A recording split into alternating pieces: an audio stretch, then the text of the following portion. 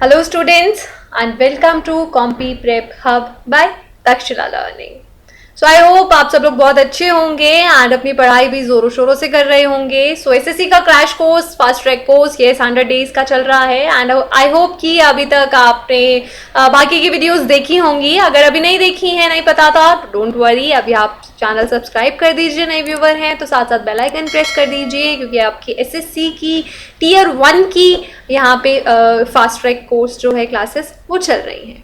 सो आज इंग्लिश का एक और इम्पॉर्टेंट टॉपिक लेकर आई हूं मैं आपके लिए जो कि एसएससी के एग्जाम पॉइंट ऑफ व्यू से बहुत ज्यादा इंपॉर्टेंट है. So yes, that is one word substitution.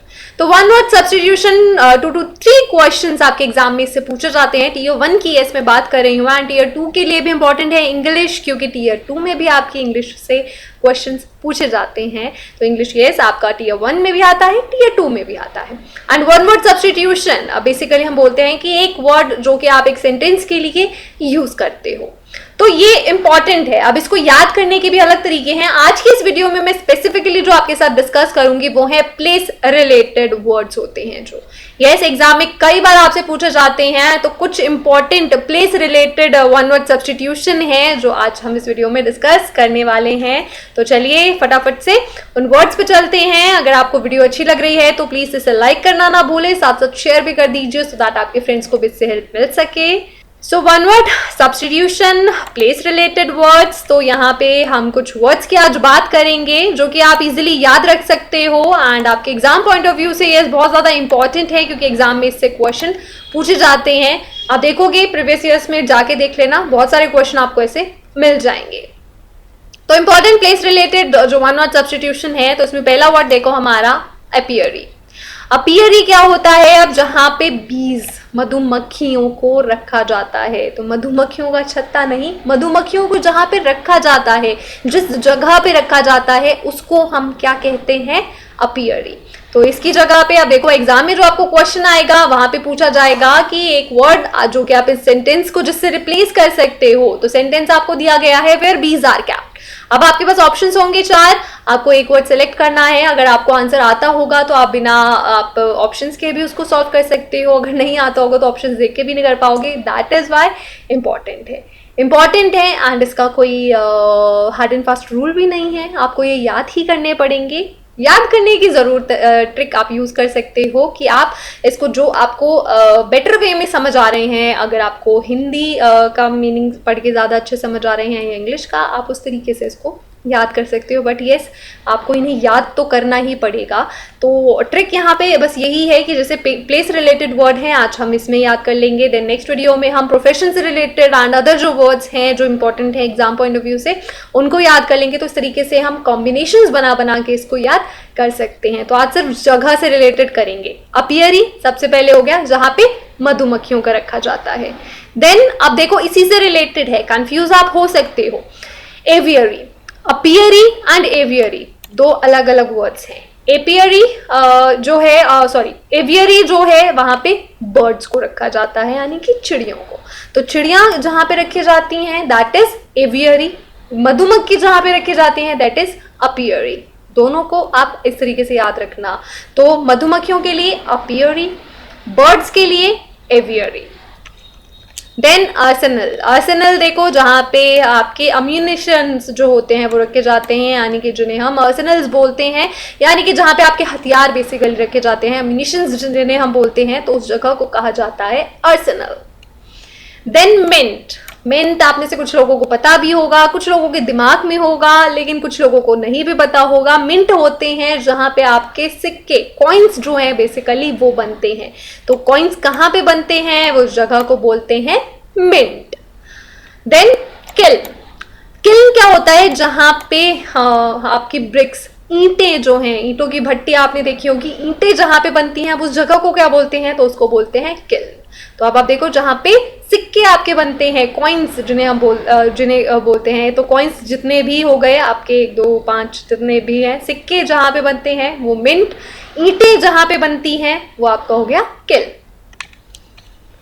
Then convent आप देखो प्रीवियस ईयर के क्वेश्चन पेपर्स में बहुत बार आपसे पूछा गया होगा कॉन्वेंट क्या होता है. एंड बहुत सारे लोग कंफ्यूज रहते हैं क्योंकि आप स्कूल्स के आगे भी देखते हो कि कॉन्वेंट लिखा हुआ है. तो इस कॉन्वेंट का मीनिंग क्या होता है? तो कॉन्वेंट बेसिकली जगह होती है जो कि रेजिडेंस होता है नन्स। तो जो नन होती हैं, नन्स का जो रेजिडेंस होता है जहां वो रहती हैं, उस जगह को बेसिकली बोला जाता है कॉन्वेंट। तो कॉन्वेंट क्या हुआ? Residence for nuns. एंड इसमें आपके एग्जाम में क्वेश्चन डायरेक्टली आएंगे, तो यस, इसको आप डायरेक्टली ही याद रखना। याद रखने का तरीका बस आपका अपना है, ट्रिक आपकी अपनी है, बाकी आपको घुमा फिरा के इसमें से कोई क्वेश्चन नहीं आएगा, डायरेक्टली पूछा जाएगा कि रेजिडेंस फॉर नन्स इसमें से कौन सा होगा, ऑप्शंस होंगे, तो यस, कॉन्वेंट उसमें से आपको चूज करना है।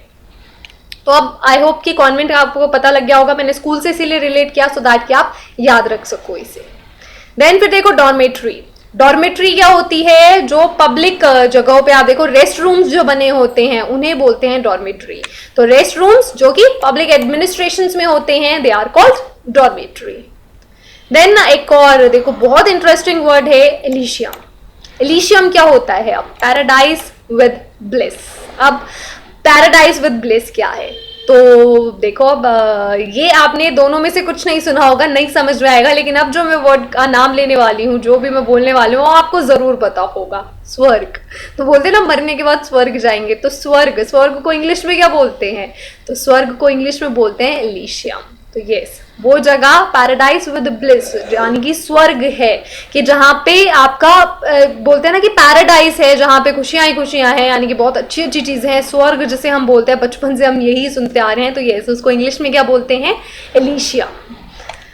तो इनको आप डेली बेसिस पे भी यस अपने कॉन्वर्सेशंस में भी यूज कर सकते हो, सो दैट कि आप इनके यूज टू रहो एंड आपको फिर ज्यादा एफर्ट्स ना करनी पड़े इनको याद करने के लिए। तो यस, ये भी एक तरीका है कि डेली कन्वर्सेशंस में यूज कर लो। तो या फिर आप हो सकता है एक रिपोजिटरी बना के रख लो, एक पेन पेपर लो एंड टेबुलर फॉर्म में इसको बना के रख लो, तो रिवाइज करते रहो, वो उससे भी आप याद कर सकते हो। तो ये दो तरीके हैं जिससे आप इजिली इन्हें याद कर सकते हो। दोनों तरीके आजमा के देख लेना, अगर जो भी फिर अच्छा लगे मुझे कमेंट बॉक्स में फीडबैक आके जरूर देना कि आपको कौन से तरीके से हेल्प मिली है। एक मैंने आपको बताया कि डेली बेसिस पे वर्ड्स को यूज करना, वो आप कर सकते हो। सेकंड थिंग इज कि एक टेबुलर फॉर्म में इसको बना के रखिए, डेली बेसिस पे याद करते रहिए, उससे भी याद हो जाएंगे।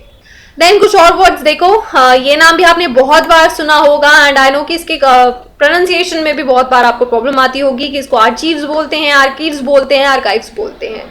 तो इसको बोलते हैं बेसिकली आर्काइव्स। तो आर्काइव्स क्या होते हैं? अब आप देखोगे कि आपके फोन के गैलरी के सेक्शन में भी आपको मिलेंगे कि इस फोटो को आप आर्काइव कर सकते हो। तो वो आर्काइव क्या होता है?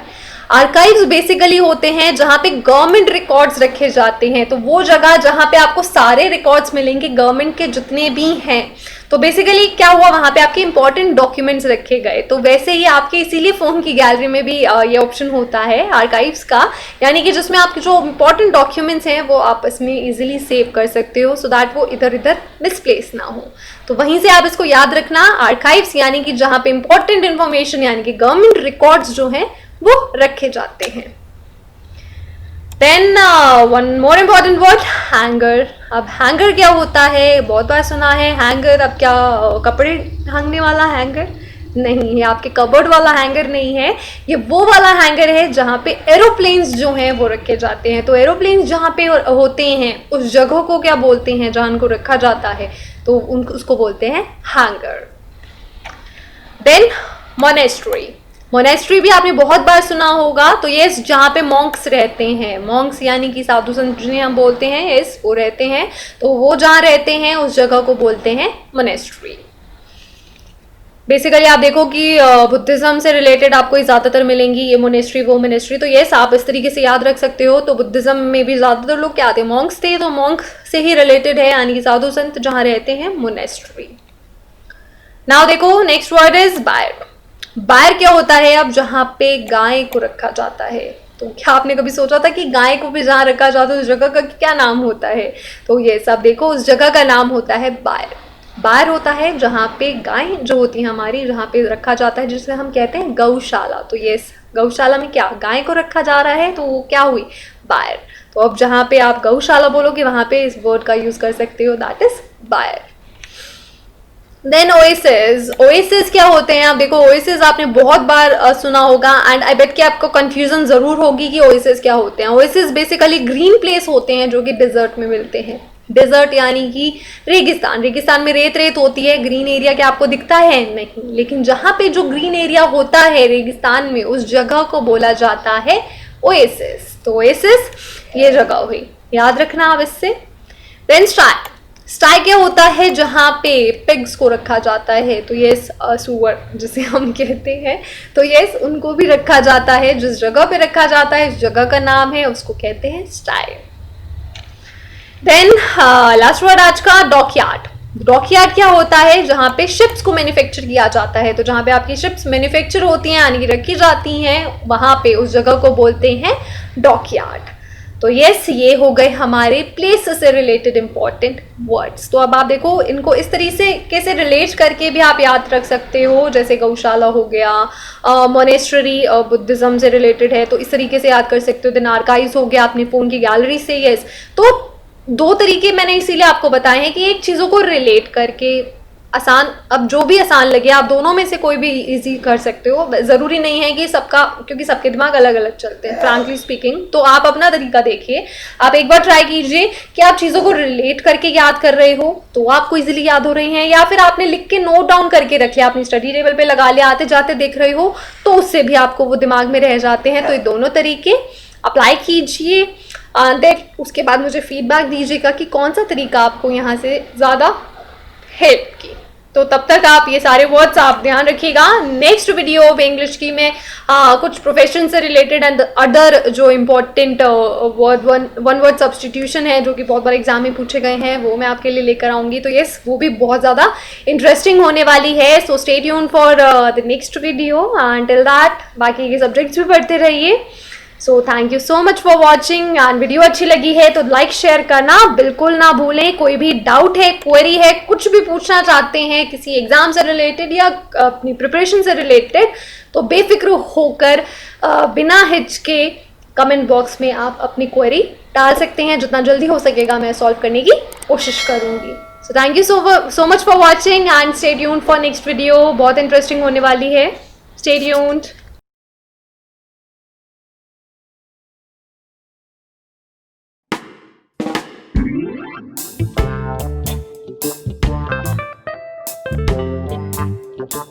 Thank you.